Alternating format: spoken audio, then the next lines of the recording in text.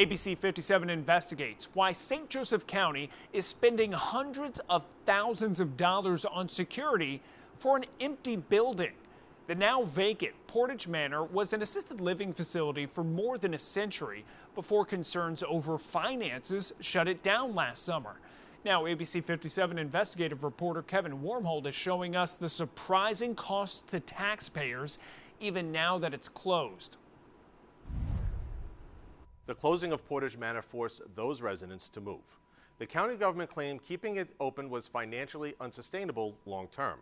But now they're spending more than $335,000 just to secure the boarded up building. How much money is needed to secure the government hub of St. Joe County, a 15-story building in the heart of downtown South Bend?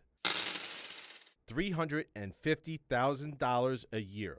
As it turns out, nearly the same amount of money is needed to secure an empty building. Next item under old business is the Portage Manor update. According to county records, more than $335,000 in only 8 months.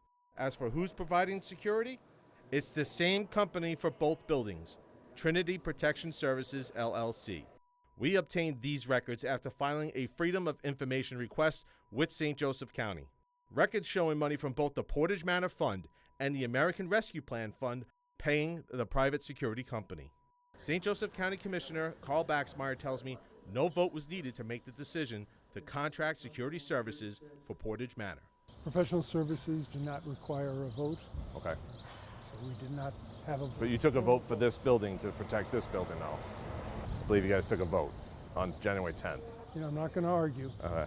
I was asked, what did I feel about awarding a security contract without a vote when there were other competing contracts? And I noted at that time, and I'll stick to it, professional services contracts do not require an RFP per se. You don't have to award it to the local lowest bidder. I would have voted for it based on the information that was received. Perhaps I did. Hearing no other comments or questions, do we have a motion to approve? Motion to approve the security contract. Second. Commissioner Dieter, how do you vote? Aye. Commissioner Fleming, how do you vote? Aye. Commissioner Baxmeyer, how do you vote? Aye. Motion carries.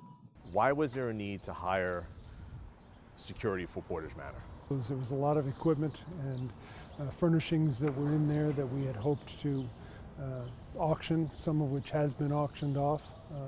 The second reason is unoccupied buildings are often a target for urban miners. According to records that we've gotten from the county, it's over $335,000 have been spent between July of last year and February of this year. What are you getting for that amount of money? Well, as I said, we're getting two things. It has been stopped. We are no longer paying that money. Jenny Piontek was an advocate who tried to save Portage Manor. Heartbroken, sad.